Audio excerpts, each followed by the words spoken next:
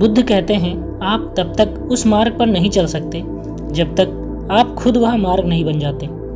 लोग सवाल पूछते हैं, मेरा मन नहीं लग रहा है, मैं क्या करूं? मैं मन को शांत करना चाहता हूं, एकांत करना चाहता हूं, मन को साधना चाहता हूं, हर तरह के फालतू विचारों से मुक्ति पाना चाहता हूं, पर मेरा मन कहीं लगता ही नहीं, वो हमेशा भटकता रहता है। आइए एक कहानी के माध्यम से हम आपको थोड़ा समझाने की कोशिश करते हैं। एक गुरु अपने शिष्यों को ध्यान साधना सिखा रहे थे। तभी एक शिष्य बोला, हे गुरुवर, मैं कुछ समझ नहीं पा रहा, क्या मैं आपसे कुछ पूछ सकता हूँ? गुरुजी ने कहा, बिल्कुल पूछ सकते हो। शिष्य ने कहा, जैसे मैं पानी पीता हूँ तो मेरी प्यास बुझ जाती है, या कोई भी पानी पीता है तो उसकी प्यास बुझ जाती है, तो यह ध्यान के संबंध में ऐसा क्यों नहीं होता? जब हम आपके कहे अनुसार एक जैसा ध्यान करते हैं तो हम में से कोई पहले तो कोई बाद में तो कोई कभी भी ध्यान की स्थिति को प्राप्त कर ही नहीं पाता। ऐसा क्यों होता है? जैसे पानी से सबकी प्यास बुझ जाती है, वैसे ही ध्यान से सबके ज्ञान चक्षु खुल जाने चाहिए, पर ऐसा नहीं होता है। गुरुजी ने कहा, कल किसी ने भोजन पर हमें आमंत्रित किया है, कल तुम मेरे साथ चलना, मैं तुम्हारे प्रश्नों के उत्तर वहीं दूंगा। अगले दिन दोनों गुरु शिष्य भोजन के लिए एक धनी व्यक्ति के घर पहुंचे। धनी व्यक्ति की पत्नी ने उन्हें भोजन पर बुलाया था। दोनों भोजन करने बैठ जाते हैं। उन्हीं के साथ उस स्त्री का पति भी भोजन करने बैठा हुआ था। उसने अपने सभी नौकरों पर चिल्लाकर कहा, ये क्या बेकार सा भोजन बनाकर रखा है, इसमें कोई स्वाद ही नहीं है। वह भोजन की थाली फेंक कर नौकरों से कहता है कि जाओ दोबारा ढंग का भोजन बना कर लाओ। धनी व्यक्ति की पत्नी उन दोनों गुरु शिष्य से क्षमा मांगकर उन्हें भोजन परोसने लगे। दोनों ने भोजन किया। गुरु ने अपनी थाली में 2 रोटी छोड़ दी। गुरु ने उस स्त्री से कहा कि बेटी, क्या तुम मुझे यह 2 रोटी बांध कर दे सकती हो? स्त्री ने उन 2 रोटियों को बांध कर दे दिया। उसके बाद दोनों वहां से निकल गए। रास्ते में गुरुजी ने शिष्य से पूछा कि तुम्हें भोजन कैसा लगा? शिष्य ने कहा, भोजन तो अति स्वादिष्ट था, मुझे पसंद आया, मुझे भोजन करके बहुत अच्छा लगा। गुरु ने कहा, इससे अधिक तुम्हें और कुछ नहीं लगा? शिष्य ने कहा, इससे अच्छा और क्या लग सकता है गुरुदेव, मेरी भूख मिट गई, मेरा पेट भर गया। गुरुजी ने कहा, भोजन तो अच्छा था, फिर वो उस स्त्री के पति को भोजन पसंद क्यों नहीं आया? भोजन तो अच्छा बना था ना, भोजन एक ही था, तब उसे पसंद क्यों नहीं आया? शिष्य ने कहा, आप ठीक कहते हैं गुरुदेव, मैं तो कुछ समझ ही नहीं पा रहा हूँ, आप ही कुछ बताएं। गुरुजी ने कहा, अभी तो मेरे साथ आगे चलते रहो। गुरु शिष्य चलते चलते बहुत दूर निकल आए। शिष्य ने गुरुजी से कहा, गुरुदेव, हम हमारे आश्रम के मार्ग पर तो नहीं हैं, फिर हम कहाँ जा रहे हैं? गुरु ने कहा, बस चलते रहो। बहुत दूर चलने के बाद एक फटे हाल व्यक्ति गुरुजी के सामने आ गया और उनके चरणों में गिर गया और बोला, हे परमात्मा, मेरी मदद करो, मैं 3 दिन से भूखा हूँ, मैंने कुछ भी नहीं खाया है, कृपया आप मुझे कुछ खाने को दें। गुरुजी ने उस व्यक्ति को एक पेड़ के नीचे बिठाया और उन 2 रोटियों को निकाल कर दे दिया जो उस महिला ने उन्हें बांध के दी थी। रोटियों को देखते ही उस गरीब व्यक्ति की आंखों में चमक आ गई। उसने तुरंत उन 2 रोटियों को लेकर खा लिया। खाते समय उस व्यक्ति की आंखों से आंसू निकल रहे थे। वो रो रहा था और खाता जा रहा था और हाथ से इशारे कर रहा था, जैसे वो किसी अदृश्य शक्ति को कह रहा हो, तेरा धन्यवाद इस रोटी के लिए। खाने के बाद उसने गुरुजी को प्रणाम किया और धन्यवाद कहा। गुरुजी ने उस व्यक्ति से पूछा कि भोजन का स्वाद कैसा था? उसने कहा, स्वाद तो था ही नहीं, केवल जीवन था, परमात्मा और ईश्वर था। ये रोटियां नहीं थी, यह तो साक्षात जीवन था। यह कहकर वह व्यक्ति वहां से चला गया। गुरु ने शिष्य से कहा, देखो, भोजन वही था, लेकिन एक व्यक्ति को उसमें स्वाद नहीं आता। तुम्हें उसमें स्वाद आया, तुम्हें भोजन पसंद आता है, लेकिन वही एक व्यक्ति को इस भोजन में स्वाद नहीं आता, बल्कि वह इसमें ईश्वर, परमेश्वर और जीवन को देख लेता है। इसी से पता चलता है कि व्यक्ति और भोजन की तृप्ति में भी अंतर है। पहले व्यक्ति की इसमें कोई तृप्ति नहीं होती, तुम्हें थोड़ी तृप्ति होती है और इस व्यक्ति को अनंत तृप्ति होती है। ऐसा ही ध्यान के संबंध में होता है। जिसको जितनी ज़्यादा प्यास होती है वो उतनी ही जल्दी मार्ग बना लेता है। उस शिष्य की जिज्ञासा का समाधान हो गया था, उसके प्रश्नों का उत्तर उसे मिल गया था, लेकिन प्रश्न का उत्तर अभी हमारे नहीं मिला।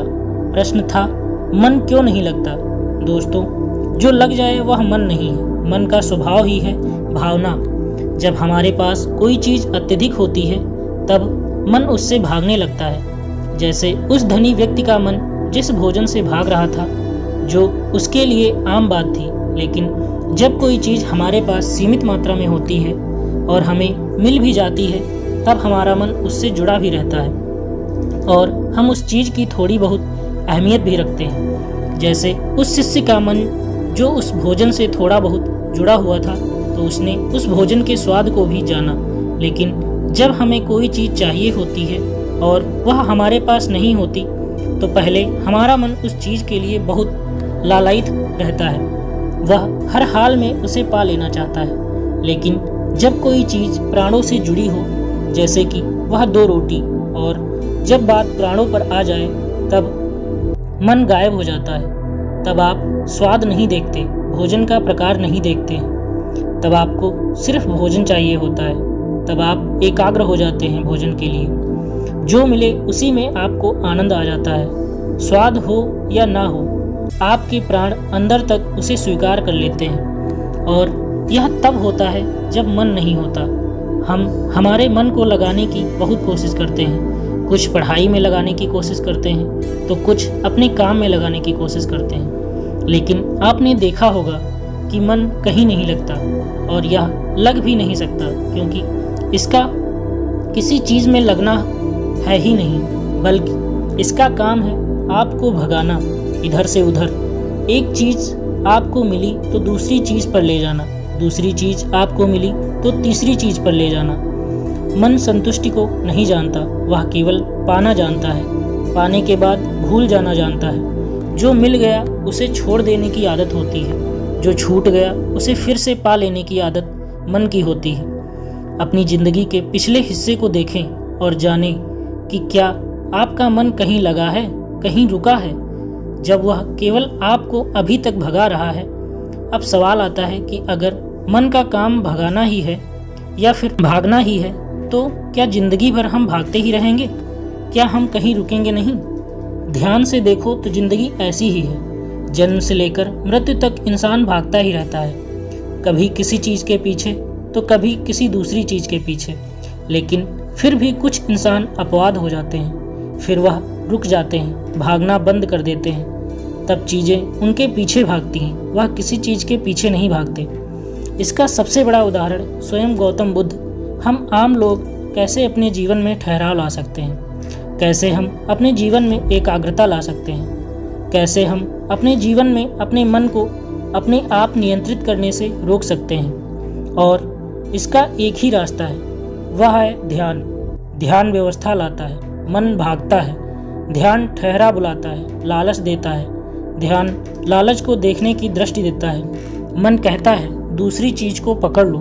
ध्यान कहता है जो मिले उसे जान ले। ध्यान एकाग्रता लाता है, लेकिन ध्यान को लेकर भी हम भ्रमित रहते हैं। ध्यान का मतलब आंखें बंद करके बैठ जाने को ही समझ लेते हैं। एक छोटी बच्ची बहुत अच्छी बांसुरी बजाती है। जब वो बांसुरी बजाती है तब उसके सुर में खो जाती है, तब उसका मन गायब हो जाता है। उसके प्राण केवल उस बांसुरी की धुन में ही रम जाते हैं और यही उसका ध्यान बन जाता है। लेकिन ऐसा इसलिए होता है क्योंकि इस लड़की को उस बांसुरी में रस आता है, आनंद आता है।